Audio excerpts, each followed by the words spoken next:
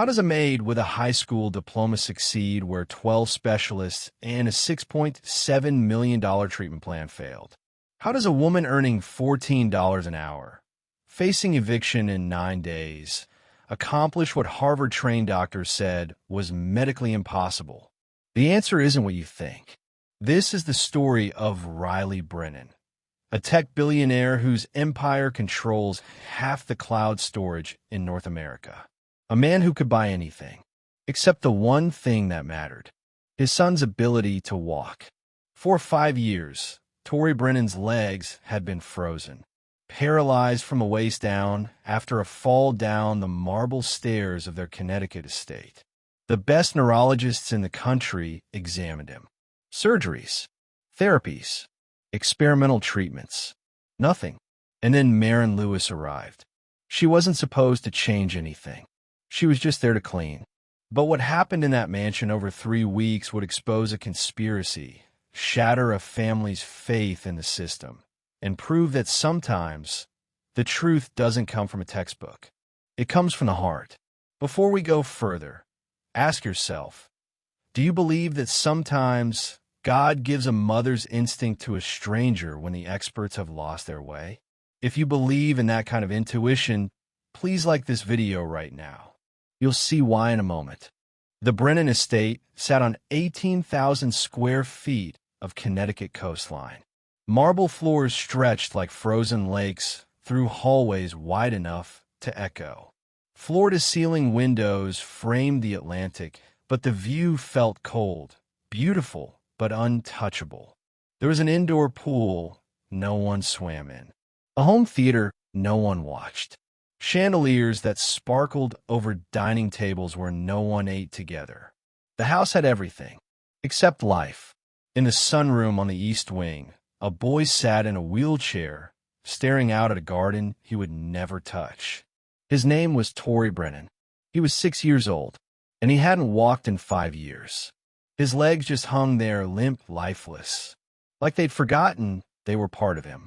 Tory's day unfolded the same way every day. A nurse arrived at 7. She checked his vitals, adjusted his chair, spoke in a flat, clinical tone of someone who saw a diagnosis, not a child. She fed him oatmeal he didn't want, wheeled him to the sunroom, left him there. Another nurse came at noon, then another at 5. They rotated like shifts at a factory. Efficient, professional, empty. His father, Riley, was gone most days. 16-hour workdays building an empire that controlled half the cloud storage in North America. On the rare evenings he came home, he'd sit across from Tory in silence, staring at his phone, the weight of failure pressing down on both of them. The house was filled with equipment. Lift chairs, ramps, medical monitors that beeped softly in the night. But there was no warmth, no laughter, no one who held him and said his name like it mattered. Tory had fallen when he was 1 year old, down the marble staircase in the foyer. His mother had been carrying him. She tripped, fell, tried to shield him with her body. She died holding him. He survived, but his legs didn't. At least, that's what 12 specialists said. Neurologists from Yale, surgeons from Johns Hopkins, physical therapists flown in from Germany. For surgeries, experimental treatments, $6.7 million spent. The diagnosis was always the same: permanent T6 spinal cord injury. No hope of recovery.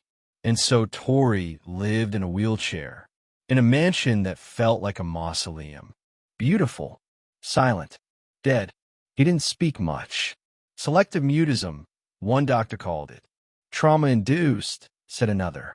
He'd whisper to the nurses when asked yes or no questions. But he never laughed, never cried out loud, never called for his father. He just sat and stared. Outside the window, birds landed on the stone path. Sparrows, robins. They hopped through the flower beds, free and small and alive. Tory watched them every day.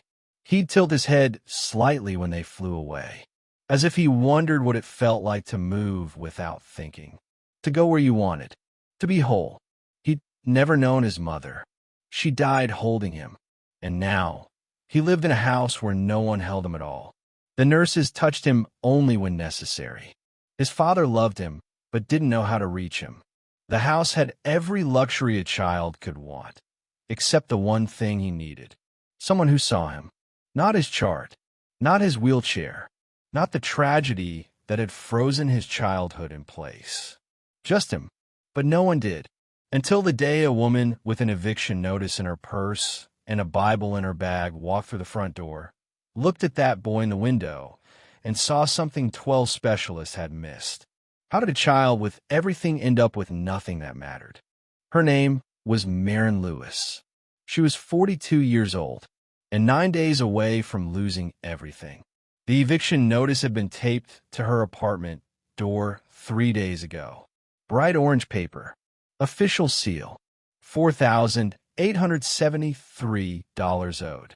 3 months behind. Final notice. Pay in full by February 14th, or the sheriff would remove her belongings and change the locks. She didn't have $4,873. She didn't have $500.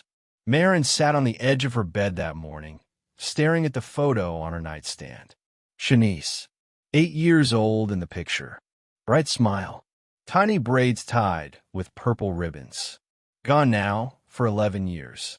I'm trying, baby, Maren whispered. I'm trying to do better. The hospital cafeteria where she'd worked for 6 years had laid off the entire staff in August. Her unemployment claim was denied due to a paperwork error. The temp agencies had nothing. Every application came back with silence. Until Everclean Domestic Services called. Contract housekeeping. $14 an hour. Long-term placement at a private residence in Greenwich. It wasn't much, but it was all she had. Maren's apartment was small. 1 bedroom. Peeling paint. But it was clean. She kept it that way. Photos of Shanice covered one wall. A Bible sat on the nightstand next to the eviction notice. She took the bus that morning. 2 hours. 3 transfers. She watched the neighborhoods change through the window. Smaller houses, then bigger ones, then estates hidden behind gates. When she reached the address, she stood at the iron gate for a full minute, staring up at the mansion beyond it. The head of staff met her at the service entrance. A woman in her 50s. Press blouse. Cold eyes. You're the new housekeeper? Yes, ma'am. Maren Lewis. Mr. Brennan values privacy and professionalism. Do your job. Don't ask questions. Understood. Yes, ma'am. The woman handed her a key card and a schedule. Start with the sunroom. East wing. Maren walked through hallways that echoed. Marble floors, so polished, she could see her reflection. Everything was pristine. Cold. Empty. She found the sunroom. Pushed the door open quietly. And that's when she saw him. A boy. Small. Maybe 6 or 7. Sitting in a wheelchair by the window. He didn't turn when she entered. Didn't move at all. Just stared out at the garden beyond the glass. Maren's breath caught. She'd been told the family had a child. But no one mentioned this. The wheelchair. The absolute stillness. She set her cleaning supplies down softly and started dusting the shelves. But her eyes kept drifting back to him. His legs were perfectly formed. No visible injury. No braces. They just hung there, limp. After a few minutes, she smiled at him. Gentle. Warm. Good morning, sweetheart. He didn't respond. Didn't even blink. She moved closer. Knelt down beside his chair. You like the birds out there? Still nothing. But she saw it. Just for a second. His eyes shifted. Toward her. Then back to the window. He'd heard her. Something about the way he sat there. It wasn't right. Not the wheelchair. The loneliness. The silence. The way no one seemed to see him as anything but a tragedy. Maren stood slowly. Finished her work. But her chest felt tight. Later, when her shift ended, she knelt in the hallway. Alone. Hands folded. Lord, I need this job. My back's against the wall. Please, let me do right by this family. And if there's something you need me to see here, opened my eyes. She didn't know it yet, but God had already answered. What would Marin see that 12 specialists had missed? The first week passed in silence. Marin came every morning at 7. She cleaned the sunroom while Tori sat by the window. She dusted the shelves, wiped down the glass, and every day she talked to him. Good morning, sweetheart. Sleep well. No answer. Look at those robins out there. Bet they're looking for breakfast. Nothing. But she noticed something. He never turned away. His eyes stayed on the window, but his head tilted slightly when she spoke, like he was listening. Day 4 changed everything. Marin was vacuuming when the front door slammed. Hard. The sound echoed through the marble floors. She looked up and saw Riley storm past. Phone pressed his ear, voice sharp. And then she saw Tori flinch. Not just his face. His right leg jerked. Just a twitch. But it moved. Marin froze. Stared at his legs. They hung limp again. Perfectly still. But she'd seen it. The next day, she tested it. She was dusting near his chair when she dropped a book. It hit the floor with a loud thud. Tori startled, and his toes curled. Just for a second. But they moved. Marin knelt down, pretending to tie her shoe. She watched his feet. They weren't dead. They were responsive. She looked up at him. He was staring at her now, eyes wide. It's okay, she whispered. I won't tell. That afternoon, Marin folded a small paper bird. Simple origami. She left it on Tori's tray before she went home. The next morning, the bird was unfolded and refolded, differently, clumsily, but with intent. He'd used his hands. Marin smiled, folded another bird, left it for him. By the end of the week, there were 6 birds on his windowsill. Each one folded a little better than the last. Their secret language. But when Marin tried to mention it to one of the nurses, the woman didn't even look up. His chart says paralyzed. Don't get his hopes up. But I saw. You saw what you wanted to see. He's been examined by 12 specialists. You don't. Marin nodded, walked away. But she couldn't let it go, because she saw what no one else did. Tori wasn't just paralyzed. He was alone. The nurses fed him, changed him, wheeled him around. But no one sat with him. No one read to him. No one treated him like a boy. Just a diagnosis. So Marin started staying late. Unpaid. After her shift ended, she'd sit beside his chair and read to him. Children's books from the library shelf. Stories about creatures who were small and overlooked but brave. And Tori listened. His eyes stayed focused. When she turned the pages, he leaned forward slightly. One evening, as she closed the book, she placed her hand gently on his. I don't know what's going on with you, sweet boy. I'm not a doctor. I don't know what I'm seeing, but I know what I'm seeing. She watched his toes. They curled, just for a second, but they moved. What would happen if Riley found out? Marin was about to make a choice that would change everything. But before she did, she needed to know the truth about what those doctors had really told Riley. What she discovered. I still can't believe it. Stay with me. Marin was about to make a choice that would change everything. But before she did, she needed to know the truth about what those doctors had really told Riley. What she discovered. I still can't believe it. Stay with me. Day 9. Marin was cleaning Tori's bedroom, dusting the shelves, straightening the medical equipment.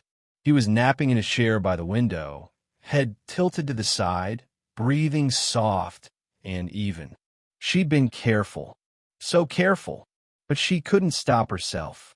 She knelt beside him, placed her hand gently on his calf, felt the muscle beneath her palm. Firm, healthy, not atrophied like it should have been after 5 years. What are you doing? Marin's heart stopped. She turned.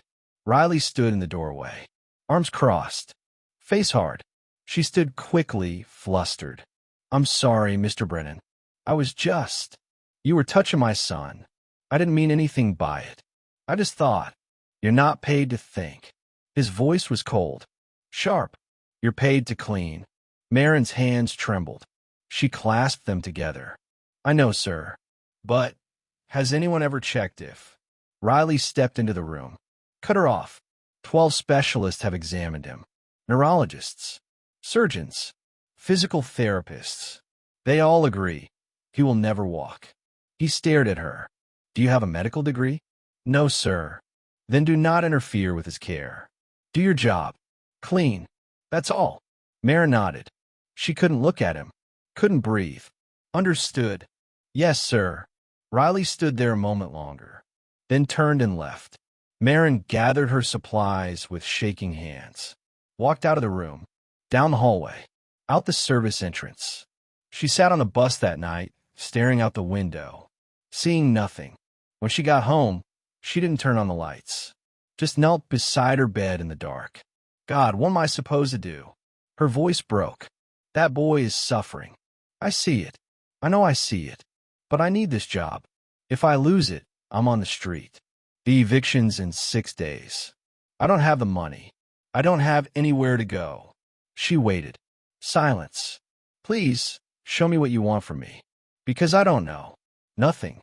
Marin sat back on her heels. Wiped her eyes. Maybe Riley was right. Maybe she was seeing things that weren't there. She wasn't a doctor. She didn't have training. She didn't have credentials. Who was she to question them? She looked at the photo of Shanice on her nightstand. 8 years old, smiling. I'm sorry, baby, she whispered. The next morning, Marin arrived at 7. She kept her head down, cleaned the sunroom in silence. Didn't talk to Tori. Didn't look at him. Do your job. That's all. She was dusting the far shelf when she heard it. A sound. Soft. Almost inaudible. She turned. Tori was looking at her, and his hand was reaching out, toward the windowsill, toward the paper birds. She watched. His fingers brushed one of the birds. It fell to the floor, and when it did, his right leg twitched. Marin's breath caught. He looked at her, eyes wide, pleading. She glanced at the door, then back at him. Riley's voice echoed in her mind. Do not interfere. But Tori's eyes said something else. Help me. Would she obey, or would she risk everything? Day 12. Marin arrived at 6 in the morning, earlier than usual. The house was still dark, still silent. But as she walked down the hallway, she heard something. Crying. Soft. Muffled. Coming from Tori's room. She pushed the door open quietly. Tori was awake, sitting in his wheelchair by the window. His face was wet with tears, his body rocking slightly. Back and forth. Back and forth. Marin's heart broke. She knelt beside him. What's wrong, baby? He didn't answer. Couldn't. But his face twisted in pain. She looked down at his legs. Touched them gently. They were cramping. Hard knots of muscle spasming beneath her fingers. He'd been in pain all night, and no one had checked on him. Oh, sweetheart, she whispered. She knelt on the floor, placed her hands on his calves, began to massage them, slowly, gently, the way she used to do for Shanice. The tension released. Little by little, Tori's breathing slowed. The tears stopped. He looked at her, and for the first time, she saw gratitude. Marin sat back on the floor, her hands still resting on his legs, and she told him, I had a little sister, Shanice. She was 8 when the pain started. Juvenile arthritis. Doctors said she'd never walk without hurting. So they gave her pills. Lots of pills. Her voice broke. By the time she was 14, she needed them just to get out of bed. By 19, she couldn't finish. Tears fell. She didn't mean to. The pain was so bad. She just wanted it to stop. And I trusted those doctors. I didn't question them. I let them drug my baby sister instead of fighting for her. Marin looked up at Tori. I let her down. She wiped her eyes. I promised God that day at her grave, if I ever see a child suffering and I can help, I won't stay silent. I won't let fear stop me. Not again. She placed her hands on his legs again, felt the warmth, the life beneath her palms. You remind me of her, and I can't walk away. She looked toward the door. Thought of Riley's warning. Thought of the eviction notice. 5 days left. I don't care what Mr. Brennan says. I don't care if I lose this job. Her voice was steady now. I have to try. Marin bowed her head, closed her eyes, and prayed. Lord, I'm scared. I don't know what I'm doing. But if you put me in this house for a reason, if this is why I'm here, then guide my hands. Help this boy. Her voice trembled. Even if it cost me everything. I can't save Shanice. But maybe I can save him. Your will, not mine. She opened her eyes. Tori was staring at her. His small hand reached out, touched hers. Marin felt it again. The truth she couldn't explain. His legs were knotted with pain. But under her hands, she felt them soften. They weren't dead. They were just afraid. What did she do next? Night 14. Riley was in Seattle. Business trip. Gone for 3 days. The night nurse left at 10. No overnight coverage. The house was empty. Marin stayed. She'd made her choice. Whatever happened next, she'd live with it. But she couldn't walk away. Not now. Not when she was this close. She wheeled Tori to the sunroom. Moonlight poured through the tall windows. The garden beyond glowed silver and soft. Quiet. Peaceful. A world away from the sterile cold of the rest of the house. She knelt in front of him, took his small hands in hers. They were warm. Alive. Tori, I need you to listen to me. He looked at her, eyes wide, trusting. Your legs aren't broken. They're scared.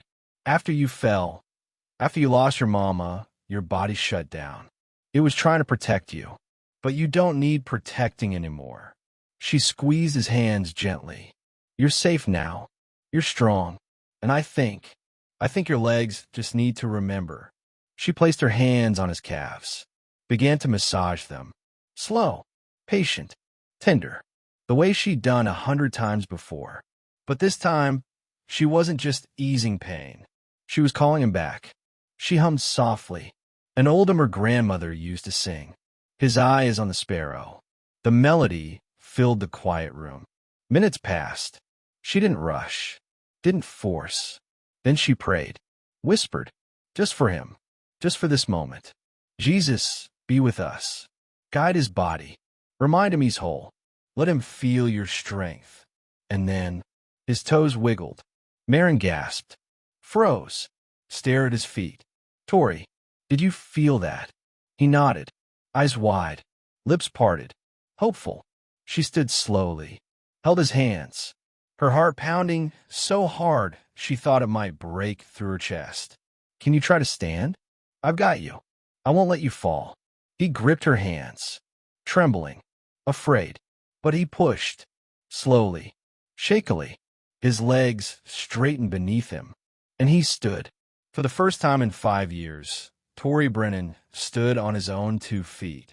Marin wept. That's it, baby. That's it. You're doing it. She stepped back, just a little, hands still extended, ready to catch him. Can you come to me? Tori looked down at his legs, then back at her. Fear flickered in his eyes, but so did something else. Hope. He lifted his right foot. One step, shaky, unsteady, his whole body trembling with effort. Then another, then a third. He collapsed in her arms, exhausted, crying. But he walked. Marin held him, sobbing, rocking him like a mother would. Thank you, Jesus. Thank you. 12 specialists. For surgeries. $6.7 million. And the answer wasn't in a scan or a scalpel. It was in a pair of willing hands and a heart that refused to give up. Tori's body wasn't broken. His spirit was. And all he needed was someone to believe in him. His right foot had lifted. Just an inch. But it was everything. But what happened next? No one could have expected. Marin helped Tori back into his wheelchair. He was exhausted, his legs trembling, weak from years of disuse. But he'd walked. He'd actually walked. She was about to wheel him back to his room when she heard it. The front door. Footsteps. Quick. Heavy. Her heart stopped. Riley. He wasn't supposed to be back until Thursday. The sunroom door flew open. Riley stood there, face pale, eyes wide. He looked at Tori, slumped in the wheelchair, sweating, pale, breathing hard. Then he looked at Marin, standing over him. What's going on? Riley rushed forward. Tori, are you okay? Marin smiled, tears still wet on her face. Mr. Brennan, you won't believe. Riley knelt beside Tori, checked his pulse, cut her off. What did you do to him? I didn't do anything bad. He walked. He stood up and walked. Riley froze, stared at her. What? His legs aren't paralyzed. He just needed. Riley's voice rose, sharp, furious. You made him stand? Are you insane? His spine is injured. You could have. No, there's nothing wrong with his spine. I've been watching him for 2 weeks. His legs respond. They move. He just needed. You've been watching him? Riley exploded. You've been experimenting on my son. That's not what You're a maid. His voice shook with rage. You have no medical training. You had no right to touch him. Tori tried to reach out toward Marin. His lips moved, trying to speak, but his body gave out. He collapsed forward. Riley caught him, held him, turned to Marin, eyes blazing. Get out. Now. Marin stepped forward, desperate. Please, just listen. I said get out. She flinched, took a step back. Riley pulled out his phone, dialed 911, never took his eyes off her. I need an ambulance. My son's been hurt.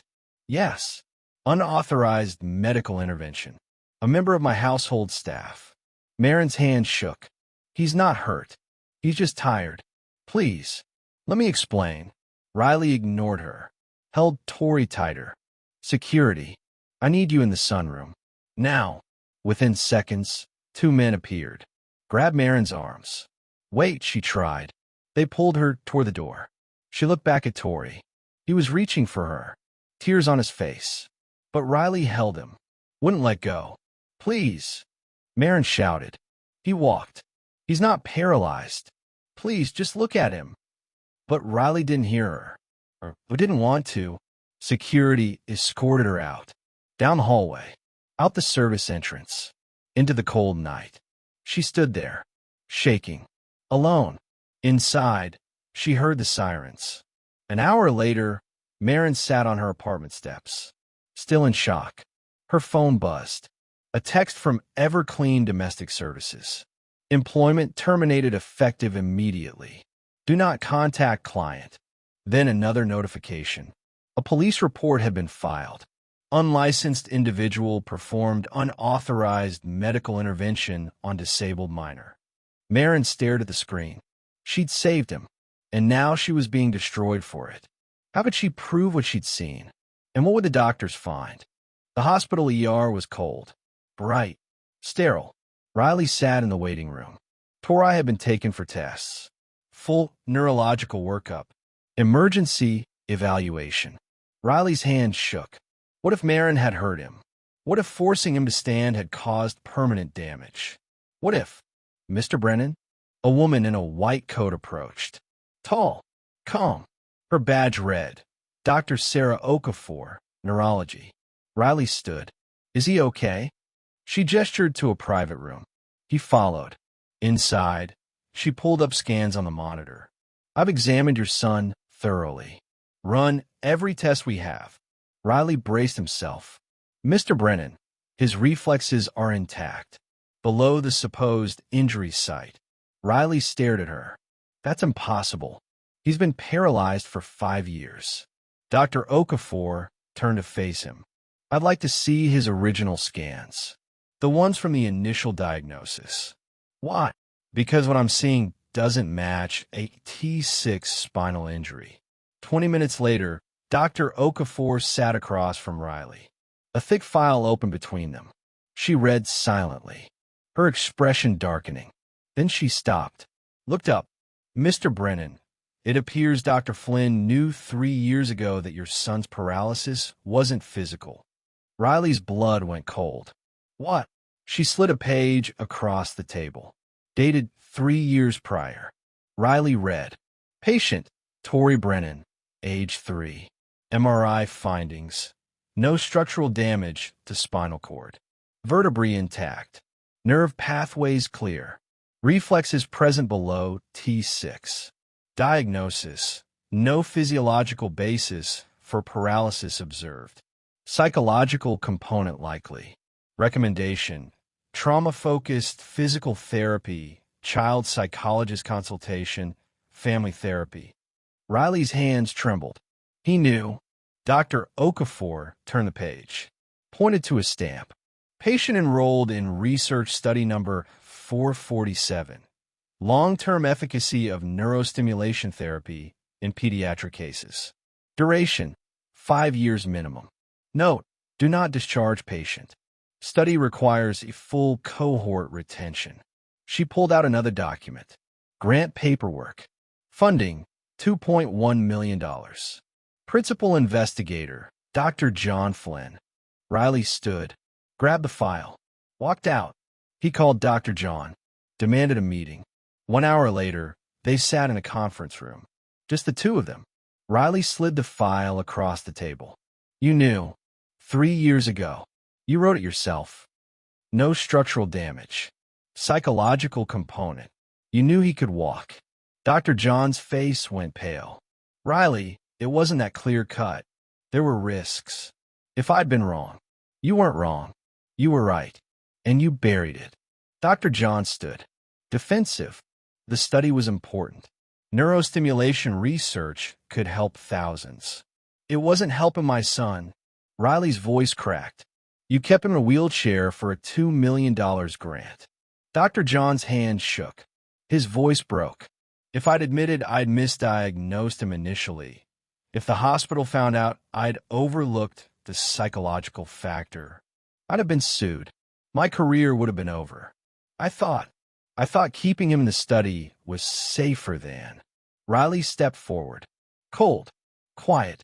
Safer for who? Him? Or you? Silence. Dr. John looked down. I'm sorry. Riley's voice was ice. Sorry doesn't give him back 3 years. Dr. John hadn't failed to see the truth. He'd hidden it, not out of malice, but out of fear. Fear of lawsuits. Fear of losing his reputation. Fear of admitting he'd been wrong. So he kept a 6-year-old boy in a wheelchair, enrolled him in a study he didn't need, and collected grant money while a child suffered, all to protect himself. Would Riley apologize to Marin? Would Tori walk again? Midnight. Riley left the hospital, drove through empty streets. He had one place to go, Marin's apartment. The building was small, worn. He climbed the stairs, knocked on door 3B. Marin opened it, saw him, froze. Behind her, boxes, half-packed. The eviction was tomorrow. Mr. Brennan, I owe you an apology. She stepped back, quiet. You don't owe me anything. Yes, I do. He looked at her. You saved my son, and I almost destroyed you for it. He pulled out the file, showed her Dr. John's report. You were right. About everything. His legs weren't broken. The doctor knew. 3 years ago. And he hid it. Marin's eyes filled with tears. I just wanted to help him. I know. And I should have listened. He knelt, right there in the hallway. A billionaire on his knees in front of Maid. I'm sorry. Forgive me. Marin reached down. Help him stand. Nodded. Riley pulled an envelope from his coat. 3 years of failed appointments. $100,000. Consider it back pay. Marin stared. I can't take this. You already earned it. You did what 12 experts couldn't. He paused. And I'm offering you a position. Not as a maid. As Tori's companion. Someone who actually sees him. $80,000 a year. Full benefits. You'd help him recover. Teach him to walk again. Be what I haven't been. A constant. Marin's hand shook. I don't know what to say. Say yes. She looked at the eviction notice. Then at Riley. Yes. 3 months later. The garden was alive with sunlight. Warm. Peaceful. Tori ran across the grass. His legs strong. Free. No wheelchair. No fear. Just a boy. Running. Marin sat on a bench. Watching. Smiling. Riley joined her. Thank you. For not giving up on him. Marin shook her head. I didn't do anything special. I just loved him. Tori ran to them. threw his arms around Marin. Look, I can run fast now. She laughed, held him. I see, baby. You're so strong. Marin closed her eyes, prayed silently. Lord, I couldn't save Shanice, but you let me save him. You made a way when I couldn't see one. Thank you for using me, for reminding me that my hands, these simple, broken hands, are enough when they're yours. Tori's legs weren't just healed. They were free, strong, alive, and he ran like he'd been waiting his whole life to fly. Riley Brennan learned something money can't teach, that the most credentialed hands can't always heal, but the most willing heart always can. Tori learned to walk again. But more than that, he learned he was loved. And Marin? She learned that the promise she made at her sister's grave wasn't in vain. That God wastes nothing, not even our pain, especially not our pain. And in a mansion that once echoed with silence, there was finally the sound of a child laughing. If this story touched your heart, I need you to know something. This channel exists because of people like you. People who believe the quiet truth always wins. We're not just an audience here. We're a family, and this family needs you. There are millions of people out there who need to hear stories like Marin's. Stories that remind us, you don't need a degree to make a difference. You just need a willing heart. Help us reach them. Join our family by subscribing now. Hit that notification bell. Share this story with someone who needs hope today. Your support means everything. Together, we're proving that love always finds a way. Thank you for being here. Thank you for believing. Now let's go change the world one story at a time.